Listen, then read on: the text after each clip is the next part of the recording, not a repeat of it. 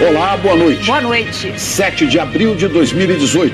O ex-presidente Luiz Inácio Lula da Silva se entregou às 6h42 da tarde à Polícia Federal. Ele começa a cumprir a sua pena por corrupção passiva e lavagem de dinheiro no caso Triplex. A prisão ocorreu quase 26 horas depois do fim do prazo dado pelo juiz Sérgio Moro para que Lula se apresentasse voluntariamente. O ex-presidente anunciou de manhã a sua decisão de se entregar. Fez um discurso com críticas à justiça, à imprensa e no qual voltou a repetir que é inocente. Lula será transferido para o Paraná. Nesta edição, nossos repórteres em São Paulo, São Bernardo do Campo e Curitiba vão trazer todos os acontecimentos sobre a prisão de Lula. E veja também, a Polícia Civil faz a maior operação contra as milícias no Rio de Janeiro. 142 pessoas foram presas e 7 menores apreendidos. 4 pessoas morreram. Um atropelador mata 2 pessoas e fere 20 na Alemanha. Agora, no Jornal Nacional.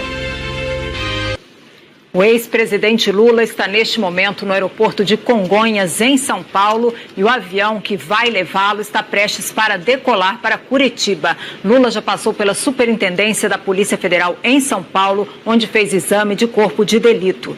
Eram quase 7 horas da noite quando Lula deixou o Sindicato dos Metalúrgicos em São Bernardo do Campo e se entregou à Polícia Federal. Lula é o primeiro ex-presidente da República preso por crime comum. Nós vamos agora a São Paulo conversar ao vivo com a repórter Patrícia Falkowski, que tem as informações para a gente. Boa noite, Patrícia. Boa noite, Juliana. Boa noite a todos. A gente vê aí neste momento este avião onde está o ex-presidente Lula se preparando então agora para decolar. A informação é que a decolagem já foi autorizada. Esta é a pista principal aqui do aeroporto de Congonhas. Então vocês acompanham com a gente nas imagens. O ex-presidente Lula está neste momento decolando aqui no aeroporto de Congonhas. Olha lá, ele já decolou, seguindo então em direção a Curitiba. Vocês veem aí na imagem, ele acabou de decolar aqui no aeroporto de Congonhas. Este que é um monomotor da Polícia Federal, turbo hélice. Então, neste momento, então, a gente está vendo aí nas imagens, o ex-presidente Lula acabou de decolar no aeroporto de Congonhas, que fica aqui na zona sul de São Paulo. E aí a gente vê este momento, vocês acompanham com a gente, ele segue num avião monomotor da Polícia Federal. Vocês acompanharam então ao vivo agora no Jornal Nacional o exato momento em que o ex-presidente Lula deixou o aeroporto de Congonhas e segue agora em direção a Curitiba. A gente vê aí, continuamos acompanhando as imagens ao vivo. A gente faz essas imagens aqui do nosso Globocop. Conseguimos então ver essa decolagem, o momento em que ele saiu da pista principal. É um monomotor da Polícia Federal turbo hélice. A gente está aqui acompanhando e lembramos para vocês como é que foi este caminho aqui hoje até essa decolagem no aeroporto de Congonhas. Então vamos lá, o ex-presidente Lula, ele veio para cá de helicóptero, um helicóptero do governo do estado de São Paulo. Ele estava na Superintendência da Polícia Federal. Lá ele saiu às 8h11, veio aqui para o aeroporto de Congonhas, onde chegou por volta das 20h22. E aí ele saiu do helicóptero caminhando em direção ao avião, que agora a gente viu que foi o avião que o levou até, que vai levá-lo até Curitiba. Foi um trajeto rápido. O ex-presidente Lula estava na Polícia Federal, ele fez o exame de corpo de delito na PF, também foi um procedimento rápido que não durou nem 15 minutos. Este helicóptero saiu da Polícia Federal na zona oeste de São Paulo e seguiu em direção ao aeroporto de Congonhas, onde vocês viram agora, acompanharam com a gente ao vivo esse momento em que o ex-presidente Lula partiu aqui. Vamos ver novamente esse instante da decolagem. Vocês veem aí, acompanham com a gente. Esta é a pista principal aqui do aeroporto de Congonhas. Como vocês podem ver novamente, este foi o instante em que o ex-presidente Lula deixou o aeroporto de Congonhas neste avião monomotor da Polícia Federal. Chico. Patrícia, trata-se de um Cessna Caravan, um avião que tem uma velocidade de cruzeiro de 350 km por hora.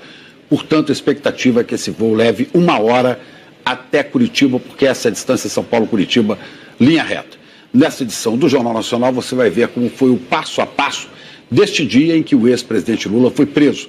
O ex-presidente estava no prédio do Sindicato dos Metalúrgicos, do ABC, desde a noite de quinta-feira, depois que o juiz Sérgio Moro decretou a prisão dele e estipulou prazo para que ele se apresentasse. Pela segunda noite seguida, o ex-presidente Lula dormiu no Sindicato dos Metalúrgicos de São Bernardo do Campo, no ABC Paulista. A concentração de militantes em frente ao prédio diminuiu bastante durante a noite. Algumas pessoas armaram barracas e se abrigaram do lado de fora ou dormiram na calçada. Dentro da sede do sindicato, passaram a noite no chão. O segundo andar do sindicato, onde Lula dormiu, foi isolado pelos seguranças. Só a família teve acesso logo cedo. Do lado de fora, dava para ver o número de militantes aumentando a partir das 9 da manhã. Havia uma grande expectativa de que o ex-presidente Lula saísse do sindicato e discursasse pela primeira vez desde que o mandado de prisão contra ele foi expedido. Um carro de som usado nos outros dias para discursos recebeu todos para um ato em homenagem ao aniversário de Dona Marisa Letícia, que completaria 68 anos se fosse viva. Ela morreu no início do ano passado. Por volta das 10h30 da manhã, representantes de várias religiões subiram do carro de som. Em seguida, o ex-presidente Lula saiu da sede do sindicato escoltado por seguranças e se juntou a eles. Lula estava acompanhado da ex-presidente Dilma Rousseff, da presidente do PT, Gleisi Hoffmann, de ex-ministros e políticos do PSOL e do PCdoB. O bispo emérito de Blumenau, Dom Angélico Sândalo Bernardino, presidiu a celebração. Nós começamos um dizendo ao outro que está a seu lado uma mensagem. Diga a ele, a paz esteja com você. E ainda vários artistas participaram. Todo mundo! O ex-ministro Gilberto Carvalho falou um pouco sobre Dona Marisa Letícia. Representantes de entidades e de partidos se revezaram no microfone. A ex-presidente Dilma Rousseff fez uma oração. Essa oração é uma oração de paz.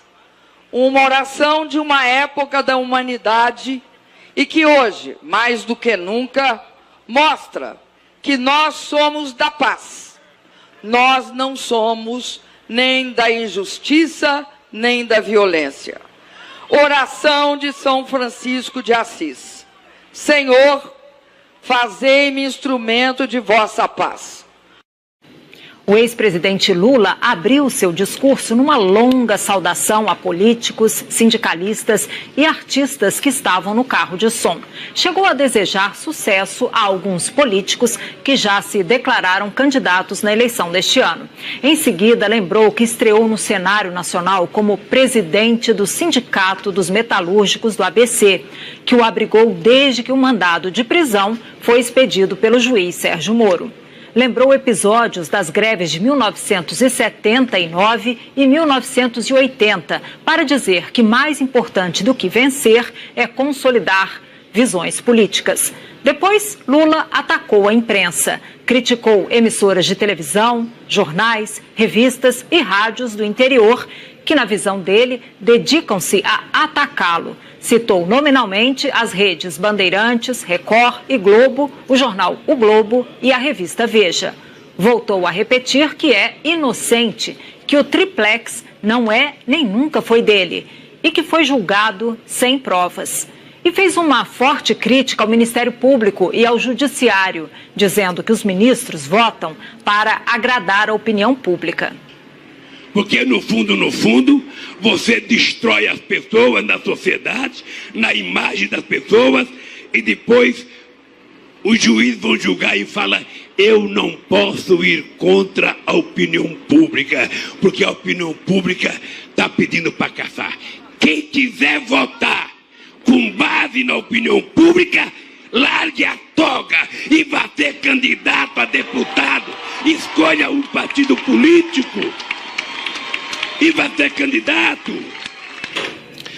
Em seguida, Lula disse que o objetivo de sua prisão é calá-lo, mas que ele não teme isso. Nas palavras do ex-presidente, ele não é mais um ser humano, mas uma ideia. E referindo-se a si próprio, diz que cada um de seus apoiadores vão se transformar em Lulas e sair pelo país fazendo o que tem que ser feito.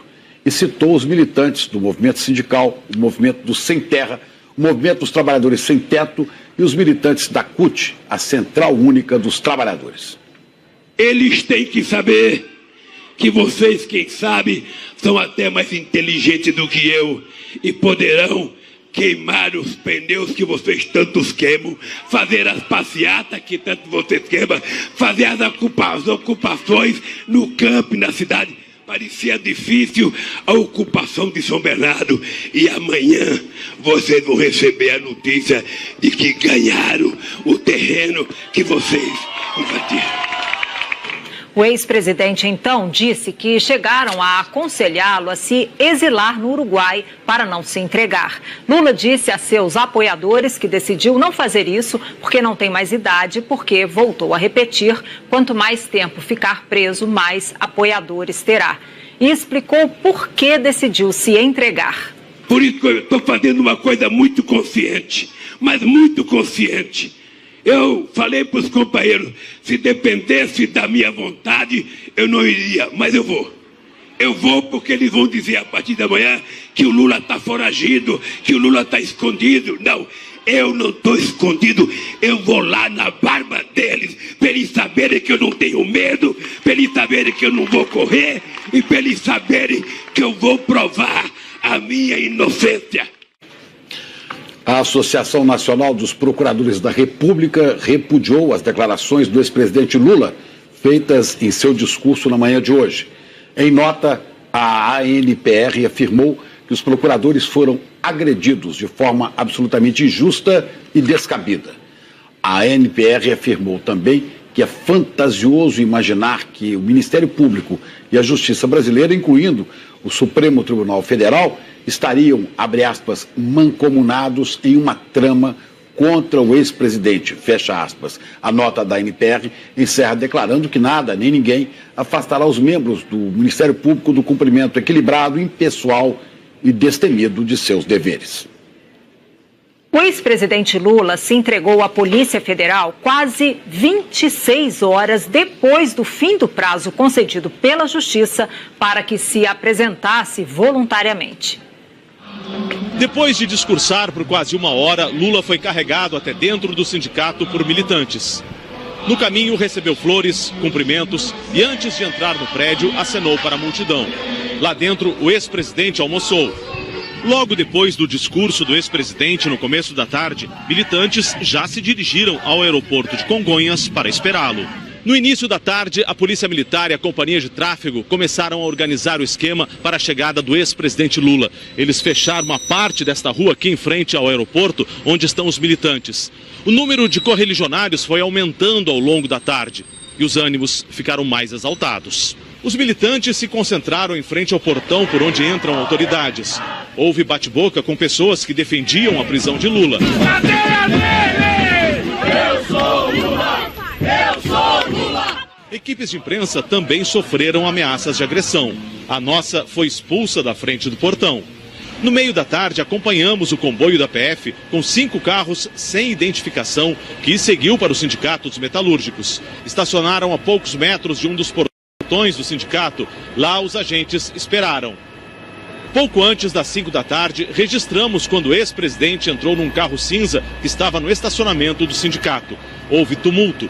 Parte do portão foi arrancada pelos militantes.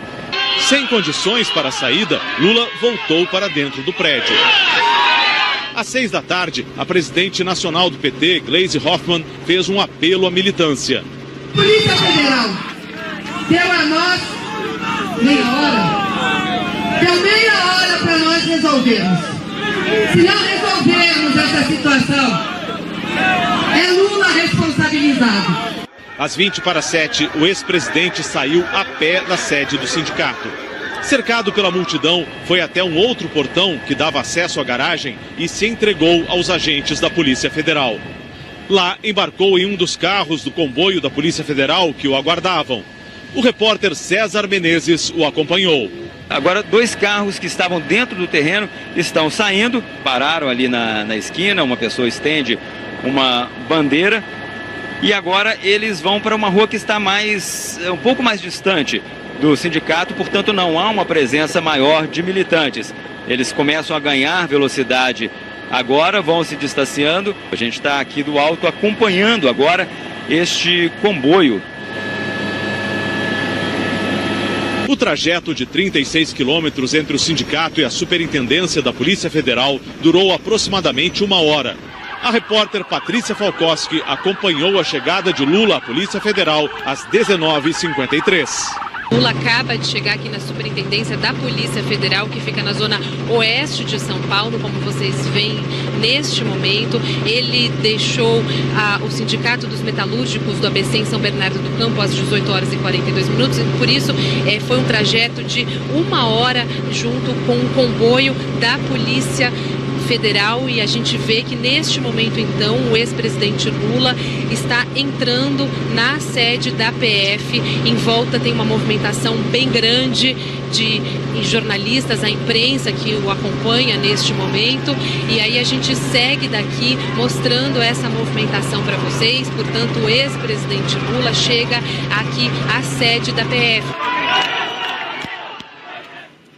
Vamos voltar ao vivo agora a São Paulo para falar com a repórter Verusca Donato, ela que está no aeroporto de Congonhas, de onde há pouco mais de 10 minutos decolou o avião que levou o ex-presidente Lula, está levando de São Paulo para Curitiba. Verusca. Boa noite, Chico. Boa noite, Chico. Boa noite, Juliana. Boa noite aí para todos. Pois é, o clima ficou bem tenso agora há pouco. A força tática, os policiais chegaram a jogar 2 bombas de efeito moral para dispersar os apoiadores do ex-presidente Lula, que ficaram bem frustrados quando esperavam que ele entrasse aqui pelo portão das autoridades de carro. Mas ele acabou chegando de helicóptero e depois embarcou por volta das 8h40 da noite no monomotor turbohélice Caravan da Polícia Federal. Os manifestantes agora conversaram com a polícia, eles conseguiram negociar, conseguiram subir em direção ao aeroporto e já estão, parece que indo embora. Um homem só foi detido aí nessa confusão. Chico e Juliana. Obrigado, Verusca. Então havia expectativa que o ex-presidente Lula fosse de carro de São Bernardo para o aeroporto de Congonhas, então havia manifestantes tanto a favor como contra a prisão de Lula, e nós vimos aí pequenos incidentes. Juliana. Agora a gente vai chamar a repórter Carolina Wolff, ela que está no aeroporto em Curitiba e vai dar mais informações para a gente. Ela está na região metropolitana de Curitiba. Carolina.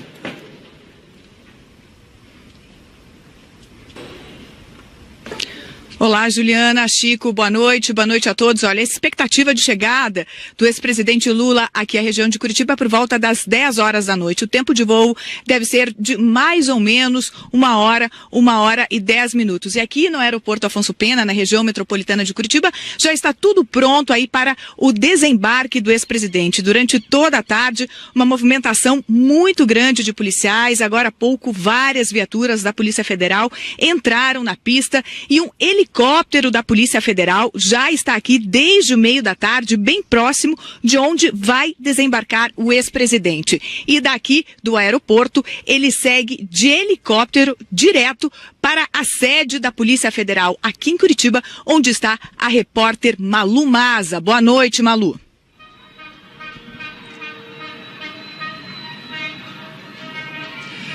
Olá, boa noite, Carolina, boa noite a todos. Quando o avião com o ex-presidente pousar no aeroporto Afonso Pena, na região de Curitiba, Lula será colocado num helicóptero e trazido aqui para a Superintendência da Polícia Federal, onde deve ficar preso. Esse percurso de helicóptero do aeroporto até a sede da Polícia Federal é um percurso curto e deve ser completado em, no máximo, 10 minutos, segundo informações apuradas pela TV Globo. Nesse momento, a gente vê aí o heliporto da sede da Polícia Federal, está iluminado, e agora há pouco havia movimentação de delegados ali. Depois que o ex-presidente pousar, ele segue um pequeno percurso a pé, ali no heliporto, até uma escada, que dá acesso até ao último andar do prédio, que é onde fica a sala especial, onde o ex-presidente Lula ficará preso. Essa sala é um direito previsto em lei para quem já ocupou determinadas funções. Aqui na Superintendência da Polícia Federal em Curitiba estão concentrados grupos contrários e favoráveis ao ex-presidente Lula. E o entorno aqui está com as ruas bloqueadas. Juliana, Chico. Obrigada, Malu. E o ex-presidente Luiz Inácio Lula da Silva vai ficar preso em Curitiba, numa sala especial, um direito previsto em lei para quem ocupa ou já ocupou determinadas funções. Quando decretou a prisão de Lula, o juiz Sérgio Moro determinou: em razão da dignidade do cargo ocupado, foi previamente preparada uma sala reservada, espécie de sala de Estado-Maior, na própria Superintendência da Polícia Federal para o início do cumprimento da pena, e na qual o ex-presidente ficará separado dos demais presos, sem qualquer risco para a integridade moral ou física. Sala de Estado-Maior é um jargão jurídico para dizer que Lula deve ficar numa sala especial. Esse termo consta como exemplo relacionado no inciso 5 do artigo 7º da Lei 8.906, quando diz que é um direito não ser recolhido preso, senão em sala de Estado-Maior, com instalações e comodidades condignas. O direito à cela especial para certas categorias foi considerado constitucional pelo Supremo em 2006. Esse local deve oferecer instalações e comodidades condignas, ou seja, adequadas. A prisão especial está também prevista no artigo 295 do Código Processual Penal. A lei diz que prisão especial consiste em cela separada dos demais presos ou até alojamento coletivo. Entre os cargos com esse direito estão ministros de Estado, governadores, membros do Legislativo, oficiais das Forças Armadas, magistrados, diplomados por qualquer faculdade, ministros de confissão religiosa e até guardas civis. Na lista, com 11 incisos, não constam ex-presidentes. Embora não apareçam na lista, para muitos juristas, ex-presidentes têm direito à prisão especial. Como oficiais das Forças Armadas têm esse direito, por analogia, ex-presidentes também têm, porque foram comandantes em chefe das Forças Armadas. Segundo fontes da TV Globo, a sala especial onde Lula deve ficar preso na Polícia Federal tem 15 metros quadrados, uma janela com grade externa, mesa, espaço para uma cama de solteiro, banheiro com sanitário e chuveiro elétrico funcionando. A sala não tem grades na porta e antes era um dormitório para agentes da Polícia Federal que vinham para Curitiba a trabalho. Ela fica no último dos 4 andares da Superintendência da Polícia Federal. É longe da custódia que fica no primeiro andar. É na custódia que estão alguns presos da Lava Jato. O juiz Sérgio Moro, em entrevista a uma TV chinesa, disse que não havia motivo para adiar a ordem de prisão expedida contra o ex-presidente Lula. A conversa foi ontem à tarde em Curitiba e já estava agendada há mais de um mês. Em inglês, Sérgio Moro afirmou que recebeu o ofício do Tribunal Regional Federal em Porto Alegre ordenando a prisão e que não teve escolha a não ser cumprir a lei. As declarações foram dadas ao jornalista Stephen Gibbs, da CGTN América, um canal em língua inglesa da China Global Television Network. Moro disse ainda que o ex-presidente Lula já tinha sido condenado por corrupção e lavagem de dinheiro e que era preciso executar a sentença. O juiz declarou que não viu nenhuma razão específica para adiar a prisão ainda mais. I don't see any specific reason to postpone it anymore. Como disse aí o juiz Sérgio Moro, o ex-presidente Lula foi condenado por corrupção passiva e lavagem de dinheiro no caso do triplex do Guarujá, mas Lula tem repetido que é inocente. Na sentença do juiz Sérgio Moro, considerou que a OAS pagou mais de 2 milhões de reais em propina ao ex-presidente por meio da reserva e reforma do imóvel. O juiz escreveu que levou em conta documentos, perícias, notas fiscais da reforma, quebras de sigilo fiscal e bancário. Depoimentos de testemunhas e réus. A condenação foi mantida em segunda instância e a pena aumentada. As investigações do triplex do Guarujá começaram no Ministério Público Estadual de São Paulo. Em março de 2016, os promotores denunciaram o ex-presidente à Justiça. A juíza responsável pelo caso enviou a investigação para o juiz Sérgio Moro, da Lava Jato de Curitiba, por considerar que os crimes tinham ligação com o esquema de corrupção na Petrobras. O caso chegou a Moro em junho do mesmo ano. Em 2009, a OAS Empreendimentos assumiu a obra, começada pela Bancop, cooperativa habitacional dos bancários, que enfrentou problemas financeiros. O condomínio foi entregue em 2014. No Paraná, os procuradores da Lava Jato denunciaram o ex-presidente no caso do triplex em setembro de 2016. Disseram que a OAS pagou propina a Lula por meio da reserva e reforma do triplex e que manteve o imóvel no nome da construtora para esconder a real propriedade. Segundo o Ministério Público Federal, o dinheiro veio de um caixa geral de propina, ligado a 3 contratos da OAS com a Petrobras. Durante o processo em Curitiba, o juiz Sérgio Moro ouviu 75 testemunhas de acusação e defesa. Lula foi o último dos 7 réus a ser interrogado. O ex-presidente disse que visitou o apartamento, mas que não quis comprá-lo. O depoimento foi em maio do ano passado. A verdade é o seguinte, doutor Lula, eu vou repetir. Eu não solicitei, não recebi, não paguei nenhum triplex.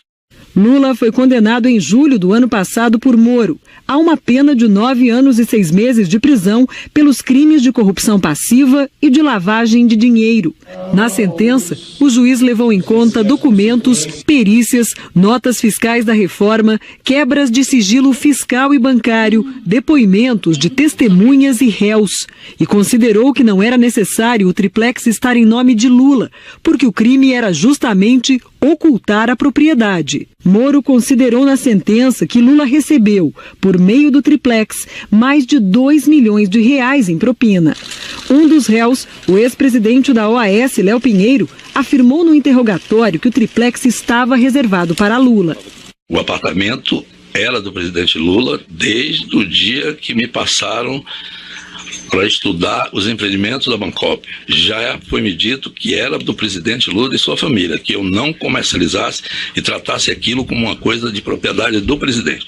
O Ministério Público afirma, juntou documentos que supostamente diriam isso, que esse apartamento, esse triplex, não teria sido colocado à venda jamais pela OAS. Nunca foi colocado à venda pela OAS. Desde lá de 2009. Desde 2009. Eu tinha uma orientação para não colocar a venda que pertenceria à família do presidente. Essas fotos mostram Lula e Léo Pinheiro numa visita ao triplex. As fotos também estão no processo.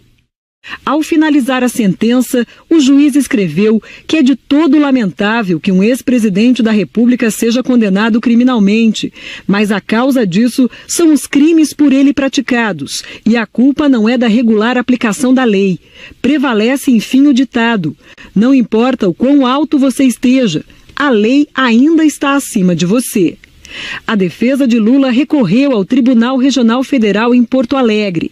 Alegou que o dinheiro da compra e reforma do triplex não veio da Petrobras, que Lula não pediu qualquer vantagem indevida em razão do cargo de presidente e que o juiz Sérgio Moro negou a produção de provas, não seguiu a denúncia e se baseou no depoimento de Léo Pinheiro, que tenta acordo de delação premiada. O recurso foi julgado no dia 24 de janeiro deste ano pelo tribunal, numa sessão que durou mais de 8 horas. O relator, desembargador João Gebran Neto, e os desembargadores Vitor Laus e Leandro Paulsen consideraram que houve pagamento de propina e que existem provas. Para além da prova material, até aqui referida, a prova oral indicando que o apartamento 174, posteriormente modificado para 64A, estava reservado ao ex-presidente. E mais, a prova indica que os recursos necessários para o pagamento da diferença entre aquilo que inicialmente foi adimplido pelo apelante e por sua esposa, agregado com as reformas, foram arcados pela OAS. O tribunal aumentou a punição para 12 anos e 1 mês e determinou o cumprimento da pena inicialmente em regime fechado. A defesa do ex-presidente anunciou que entraria com recurso. Porque é uma decisão, como eu já disse, que condenou uma pessoa que não praticou o crime. E nós acreditamos que esse resultado é o que vai prevalecer e que nenhuma medida restritiva será aplicada ao ex-presidente Lula. Um dos recursos foi apresentado ao próprio tribunal em Porto Alegre. A defesa também entrou com pedidos de habeas corpus preventivos nos tribunais superiores em Brasília. No dia 6 de março, os ministros do STJ negaram por 5-0 o pedido de habeas corpus preventivo. A defesa pretendia impedir a prisão de Lula após se esgotarem os recursos em segunda instância. A decisão no STJ foi unânime. No meu entendimento, não se vislumbra a existência de qualquer ilegalidade na determinação de que o paciente venha, porventura, iniciar o cumprimento provisório da pena após esgotamento dos recursos em segundo grau. No caso, os embargos de declaração. No dia 22 de março, foi a vez dos 11 ministros do Supremo avaliarem o pedido de habeas corpus preventivo. Numa sessão que durou 4 horas, os ministros decidiram primeiro que poderiam julgar o pedido. Depois, como o ministro Marco Aurélio Mello não podia continuar na sessão porque tinha um voo marcado para um compromisso no Rio, a discussão sobre o mérito do pedido de habeas corpus preventivo, ou seja, se Lula teria ou não o direito de aguardar em liberdade o julgamento de todos os recursos, acabou sendo adiada. Em seguida, por 6-5, os ministros decidiram atender a um pedido da defesa e conceder ao ex-presidente Lula um salvo-conduto, impedindo que ele fosse preso antes do fim do julgamento, marcado para o dia 4 de abril. Deferida a liminar para que até o julgamento deste habeas corpus, que será na sessão do dia 4, na primeira hora, portanto, será o primeiro processo a ser apregoado para continuidade de julgamento. Até este dia, então, a garantia do paciente de ter a salvaguarda da sua locomoção, e que foi o pedido formulado. Será imediatamente expedido o ofício neste sentido. No dia 26 de março, os desembargadores do Tribunal Regional Federal da 4ª Região, em Porto Alegre, a segunda instância da Lava Jato, negaram por unanimidade os embargos de declaração pedidos pela defesa. Fizeram apenas uma correção técnica no texto. Desse modo, no processo trazido em mesa pelos desembargadores Gebran sobre o número 2, a turma decidiu a unanimidade nos termos do voto do relator, conhecendo em parte dos embargos, e nesta parte dando parcial provimento, sem, contudo, que haja qualquer efeito modificativo. Na quarta-feira, o Supremo Tribunal Federal em Brasília retomou o julgamento. A sessão durou quase 11 horas e a maioria dos ministros, por 6-5, negou a concessão do habeas corpus a Lula. Com a decisão, caiu o último impedimento para a execução da pena do ex-presidente. No mérito, por votação majoritária, o Supremo Tribunal denegou a ordem nos termos do voto do relator, vencidos os ministros Gilmar Mendes e Dias Toffoli, numa parte menor, e os ministros Ricardo Lewandowski, Marco Aurélio e Celso de Mello, que concediam a ordem. Essa é a proclamação do resultado. O ministro Edson Fachin, do Supremo Tribunal Federal, negou hoje de manhã um novo pedido apresentado pela defesa de Lula para tentar evitar a prisão do ex-presidente. O pedido da defesa de Lula para evitar a prisão do ex-presidente foi feito diretamente ao ministro Marco Aurélio Mello, relator de 2 ações sobre a prisão após a condenação em segunda instância. Mas o pedido foi sorteado, como prevê o regimento interno do Supremo. Com isso, a liminar ficou com o ministro Edson Fachin. Ainda assim, Fachin consultou a presidente do Supremo, ministra Carmen Lúcia, para saber se o caso ficaria com ele ou com o ministro Marco Aurélio Mello, como pediu a defesa de Lula. A ministra decidiu que o pedido ficaria com Fachin. Alegou que não houve irregularidade no sorteio e determinou que o processo fosse encaminhado imediatamente ao ministro Fachin. Os advogados do ex-presidente queriam evitar que Lula fosse preso até que o Supremo julgasse esse pedido ou até que o último recurso no Tribunal Regional Federal da 4ª Região fosse julgado.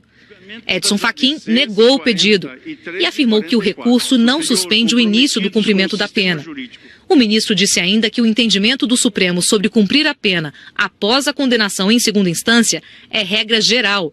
Fachin lembrou que o plenário do Supremo já negou o habeas corpus da defesa do presidente e que a determinação da execução da pena imposta a Lula não representa ato configurador de ilegalidade ou abuso de poder. A prisão do ex-presidente Lula repercutiu entre políticos de vários partidos. O presidente Michel Temer fez um apelo à paz, especialmente nesse momento conturbado. Num evento hoje cedo, em Foz do Iguaçu, no Paraná, Temer ressaltou, sem mencionar nomes, a importância do respeito à Constituição. Quando nós temos uma constituinte para constituir, daí a palavra constituinte, para constituir uma sociedade que politicamente se passou a denominar Estado, não é? É para fixar regras em que o povo participante desta sociedade chamada Estado possa saber quais são, se me permite, entre aspas, as regras do jogo. O presidente da Câmara, Rodrigo Maia, disse que não há o que comemorar. A decisão da Justiça não deve ser comemorada, mas respeitada.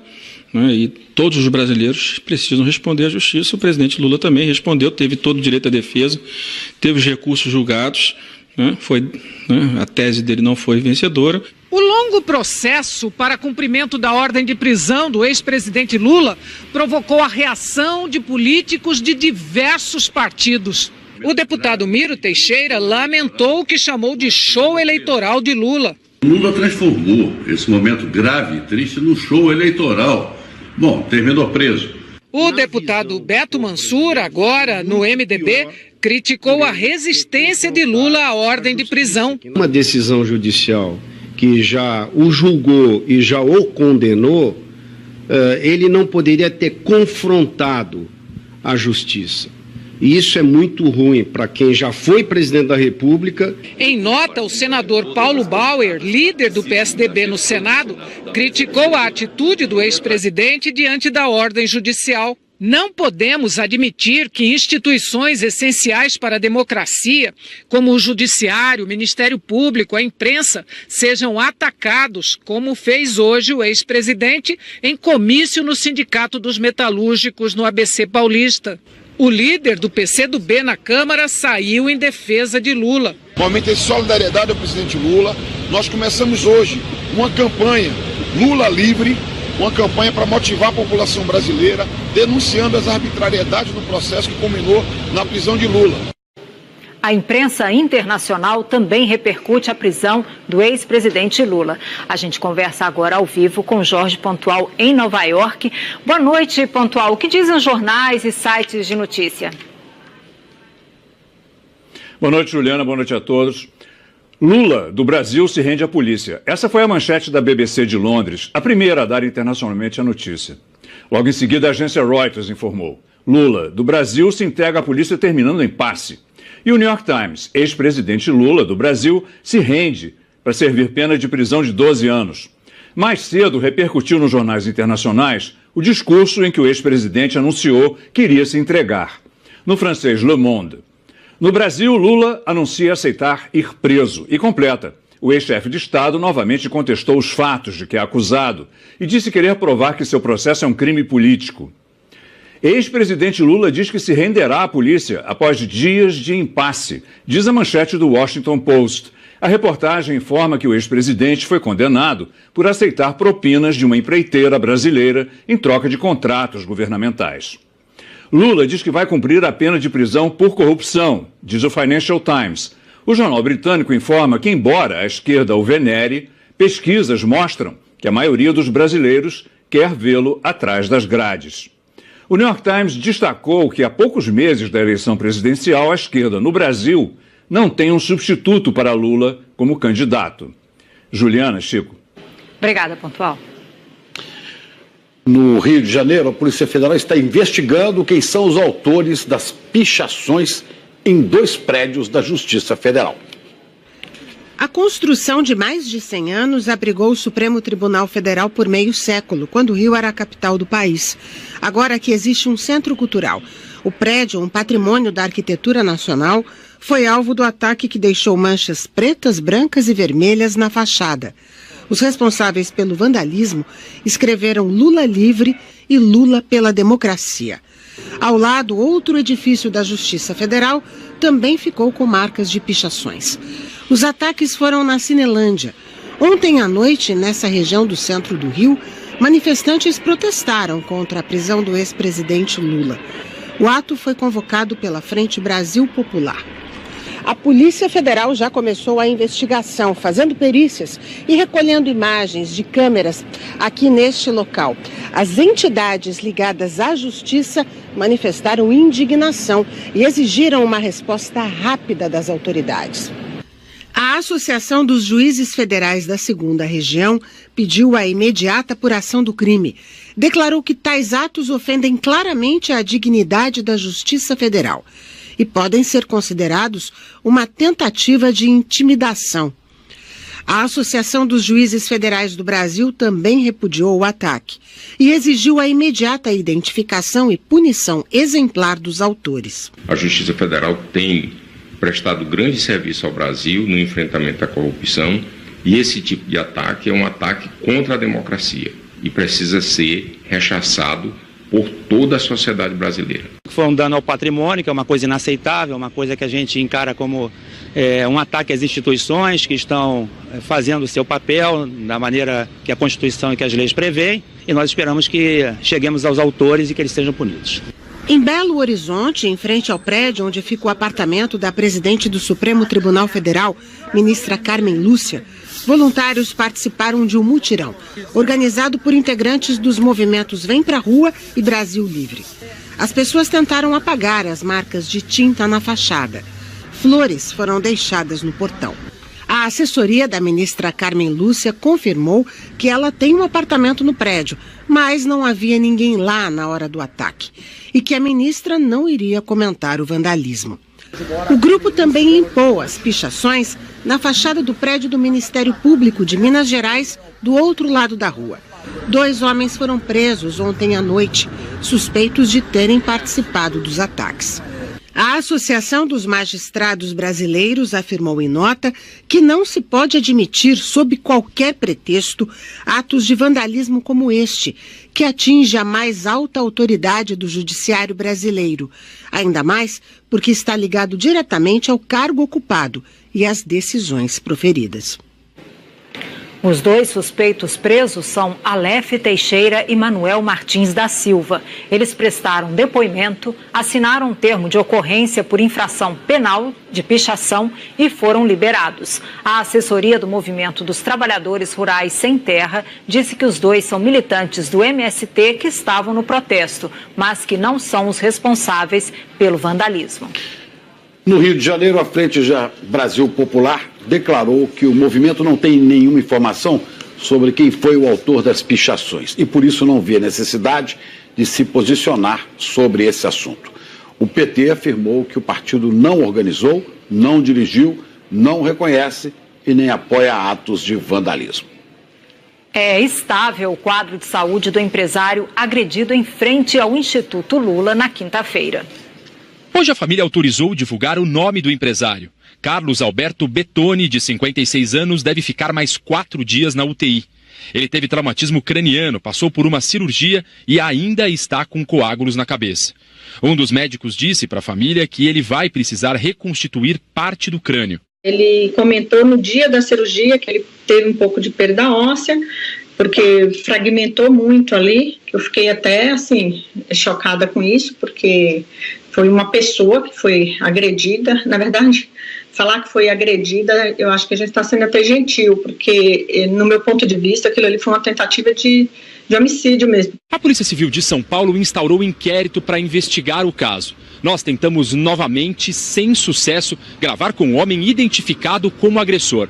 Manuel Eduardo Marinho, do PT de Diadema, na região metropolitana de São Paulo. Ontem, em nota, afirmou que está à disposição das autoridades para esclarecer qualquer questão relacionada a esse fato. Conhecido como Maninho, ele perdeu a última eleição para prefeito da cidade. Já foi vereador 5 vezes. É ele que está de amarelo e aparece nas imagens empurrando Carlos Alberto depois de uma confusão em frente ao Instituto Lula. Na queda, o empresário bateu a cabeça no caminhão que passava pela rua. O amigo que o socorreu contou que Carlos Alberto xingou Lula. E falou do tipo, agora você vai pagar, seu ladrão, uma coisa nesse sentido. E o segurança falou, ladrão, você não pode falar assim com o Lula, você quer. Veio pra cima, foi um negócio terrível, foi terrível. Na hora eu perdi até o rumo, aí só tive tempo de catar ele e trazer aqui pro pronto-socorro que tinha aqui na frente e pus para atendimento. A assessoria do Hospital São Camilo não confirmou se Carlos Alberto vai precisar passar por mais uma cirurgia. Segundo o hospital, ele não tem previsão de alta. Os advogados de Manuel Eduardo Marinho disseram que ele lamenta muito a fatalidade ocorrida e que está à disposição das autoridades para prestar todos os esclarecimentos necessários. E o Fantástico de amanhã traz a cobertura completa sobre a semana política e a prisão de Lula. Por todo o Brasil, nossos repórteres vão mostrar a repercussão da prisão do ex-presidente. E o Fantástico também está no Peru, onde uma investigação igual à Lava Jato levou ex-presidentes para a cadeia. Como políticos condenados pela justiça passaram tantos anos em liberdade. Um único réu impetrou 36 recursos. Exclusivo, o governo do Amazonas usa dinheiro público para pagar tratamentos de autoridades e seus amigos num hospital particular de São Paulo. O estado do Amazonas fez às vezes de um plano de saúde particular. Na Paraíba, políticos e servidores somem com milhões de reais e o repórter secreto entra em ação. Polêmica, mães se unem contra uma lei que estaria protegendo ex-maridos acusados de abusar sexualmente dos filhos. Meu filho voltava para casa das visitas, depois da guarda compartilhada, reclamando. Um astro de Hollywood contra os astros do MMA. Chris Pratt, do filme Vingadores Guerra Infinita, aceitou o desafio. E na série Corpo Humano, Vida em Movimento, como o cérebro lida com a dor e o medo. É ciência, é fantástico. Depois do Faustão, nosso Domingo Juntos. A Operação Lava Jato é tema de uma conferência sobre o Brasil nos Estados Unidos. E a Polícia Civil prende mais de 140 pessoas na maior operação contra as milícias do Rio de Janeiro. A Polícia do Rio de Janeiro prendeu mais de 140 pessoas na maior operação já realizada para combater as milícias do Estado. A festa acabou mais cedo. Bandidos que fazem parte da principal milícia do Rio aproveitavam a noite nesse sítio, em Santa Cruz, na zona oeste da cidade. Eram 3 da madrugada quando os policiais chegaram. Houve um intenso tiroteio. A repórter Ana Paula Santos esteve no local. 4 pessoas morreram. E o que a gente vê aqui nessa parte é que tem vários carros com muitas marcas de tiros. A polícia diz que os mortos eram seguranças do bando. Dentro do sítio, mesas e cadeiras reviradas, além de muitas cápsulas de balas. 142 pessoas foram presas, incluindo 3 militares do Exército, 1 da Aeronáutica e 1 bombeiro. 7 menores foram apreendidos. Os investigadores afirmam que todos são milicianos. Era tanta gente que foram necessários 2 ônibus para levar o grupo até a delegacia. Mas o chefe da milícia na área, Wellington da Silva Braga, conhecido como Eco, conseguiu fugir.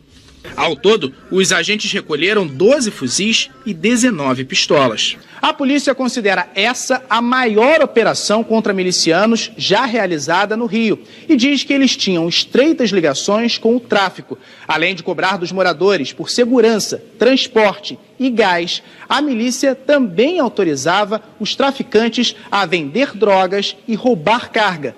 Em troca, recebia uma parte do que era arrecadado. As investigações revelaram que os milicianos, que já atuam em vários bairros da Zona Oeste, estão se expandindo para a Baixada Fluminense. Um levantamento feito pelo G1 mostrou que eles já atuam em 11 municípios da região metropolitana. São 2 milhões de pessoas que vivem sob o domínio de milícias. Suas ações em nada diferem do tráfico de drogas. Eles matam por qualquer razão. Se você não resolveu não pagar uma taxa que eles acreditam que é devida, eles te executam. À noite, um forte esquema de segurança foi montado para escoltar os presos até o complexo penitenciário de Bangu. Outras operações já estão sendo planejadas e começarão a ser executadas no curtíssimo prazo. Os ministros do Supremo Tribunal Federal, Luiz Roberto Barroso e Luiz Fux, e a Procuradora-Geral da República, Raquel Dodge, falaram nos Estados Unidos sobre corrupção, impunidade e fake news. Eles participaram da Conferência sobre o Brasil, em Boston, que rendeu homenagem à vereadora Marielle Franco, assassinada no Rio no mês passado. Marielle bem longe de casa. Gostaria agora de pedir 1 minuto de silêncio em memória da Marielle Franco. Ela deveria estar sentada nessa mesa, numa discussão sobre a renovação política no Brasil em 2018, que juntou novas lideranças de vários espectros políticos. Justiça social. Essa conferência aqui em Boston é organizada por alunos de Harvard e do MIT, duas das universidades mais renomadas do mundo. Eles reuniram grandes nomes públicos da economia, política e movimentos sociais brasileiros para discutir a situação do Brasil. Uma palestra sobre a Operação Lava Jato reuniu a Procuradora-Geral da República, Raquel Dodge, e o ministro do Supremo Tribunal Federal, Luiz Roberto Barroso. O nosso país hoje... Dodge disse que o Brasil vive um grande momento de insegurança jurídica, que existe uma percepção popular de impunidade seletiva. Há no Brasil muitas infrações graves, ministro Barroso, que não são nem investigadas. Há muitas infrações graves que são julgadas, mas os seus agentes não são punidos. As sentenças não chegam a serem cumpridas. E isso gera desconfiança sobre as decisões judiciais. Basta ver, para medir o nível de desconfiança, o elevado número de recursos que se sucedem no processo judicial, eternizando. Barroso defendeu que o Brasil é vítima de um pacto oligárquico para saquear o Estado brasileiro. A corrupção que nós detectamos no Brasil não foi produto de falhas individuais e de pequenas fraquezas humanas.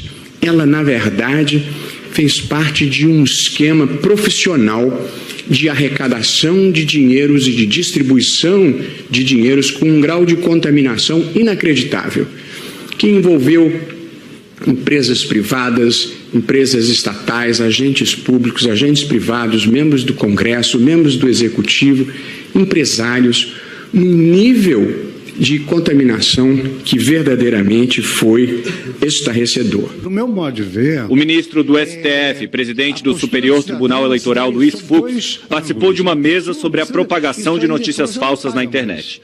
A fake news que interessa ao Tribunal Eleitoral é a degradação da imagem, da honra do outro candidato. É uma notícia falsa que visa atirar o foco do debate político. Mas isso é difamação, certo? Ou seja, não já pode ser difamação, injúria, calúnia.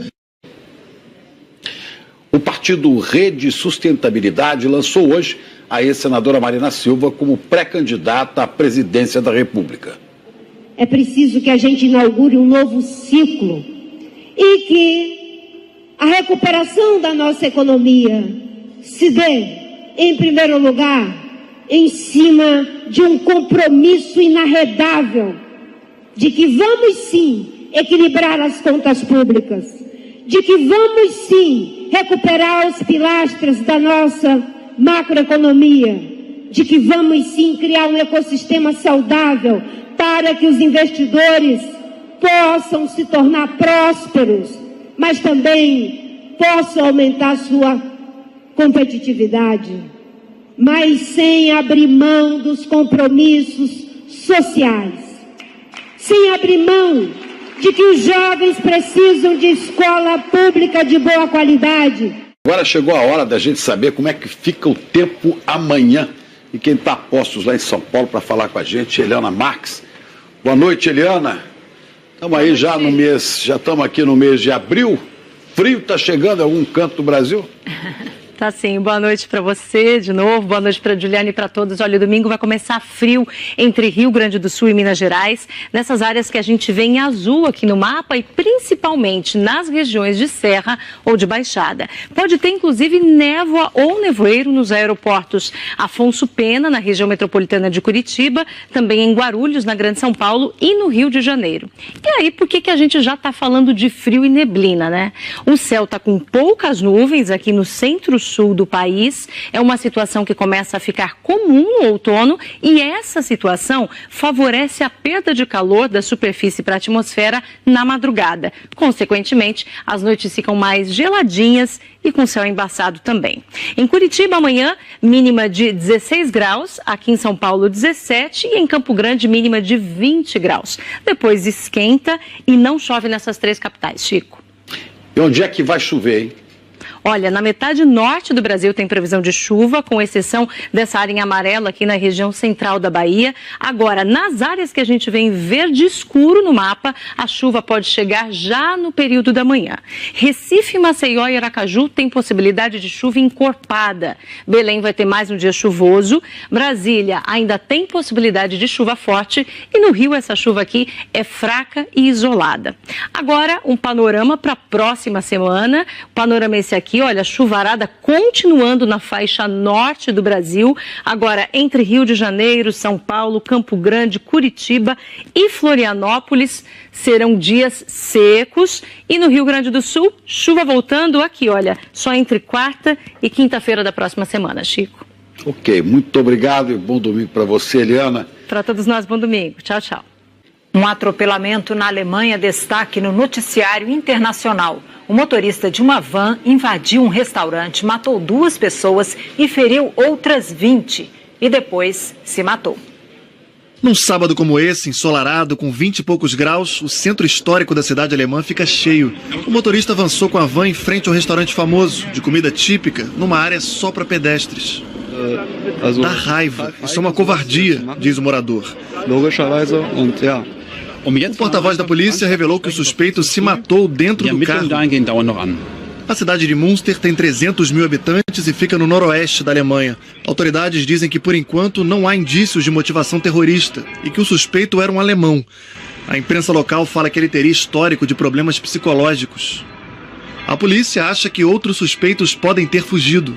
Um caso como esse faz boa parte da Europa relembrar atentados recentes. Aqui no Reino Unido, só no ano passado foram 5. Na Alemanha, o último aconteceu em dezembro de 2016. Um terrorista usou um caminhão para matar 12 pessoas numa feira de Natal em Berlim. A chanceler Angela Merkel se disse abalada com o caso de hoje. A cidade tranquila vai acordar com a segurança reforçada nesse domingo. Carolina, o ex-presidente Lula deixou São Paulo há 1 hora e 5 minutos. Deve estar pousando a qualquer momento no aeroporto Afonso Pena, em Curitiba, e por isso nós continuamos aqui, voltando a qualquer momento com a chegada do ex-presidente a Curitiba. Até já. Até daqui a pouco.